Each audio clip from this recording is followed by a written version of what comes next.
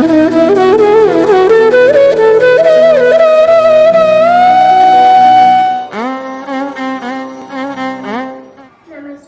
ಸರ್ವರಿಗೂ ನವರಾತ್ರಿ ಹಬ್ಬದ ಶುಭಾಶಯಗಳು. 8ನೇ ದಿನವಾದ ಇಂದು ಮಹಾಗೌರಿ ದೇವಿಯನ್ನು ಸ್ಮರಿಸುತ್ತಾ ಆ ತಾಯಿಯ ಬಗ್ಗೆ ತಿಳಿಯೋಣ. ಮಹಾಗೌರಿ ಬುದ್ಧಿವಂತಿಕೆ ಮತ್ತು ಶಾಂತಿಯನ್ನು ಸಂಕೇತಿಸುತ್ತದೆ. ದೇವಿ ಕಾಲರಾತ್ರಿ ಗಂಗಾ ನದಿಯಲ್ಲಿ ಸ್ನಾನ ಮಾಡಿದಾಗ ಅವಳು ಬೆಚ್ಚಗಿನ ಮೈ ಬಣ್ಣವನ್ನು ಪಡೆದಳು ಎಂದು ನಂಬಲಾಗಿದೆ. ಈ ದಿನಕ್ಕೆ ಸಂಬಂಧಿಸಿದ ಬಣ್ಣ ಗುಲಾಬಿಯಾಗಿದ್ದು ಅದು ಆಶೀರ್ವಾದವನ್ನು ಚಿತ್ರಿಸುತ್ತದೆ. ಅವಳು ಅಷ್ಟಮಿ ದಿನದಂದು ಆಚರಿಸುತ್ತೇವೆ.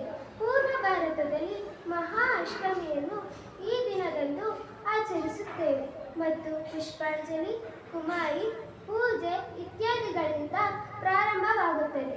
ಇದು ಬಹಳ ಮುಖ್ಯವಾದ ತಿಥಿಯಾಗಿದ್ದು ಇದನ್ನು ಚಂಡಿ ಮಹಿಷಾಸುರ ಮರ್ದಿನಿ ರೂಪದ ಜನ್ಮದಿನವೆಂದು ಪರಿಗಣಿಸಲಾಗುತ್ತದೆ. ಧನ್ಯವಾದಗಳು. ನಮಸ್ತೆ. ಸರ್ವರಿಗೂ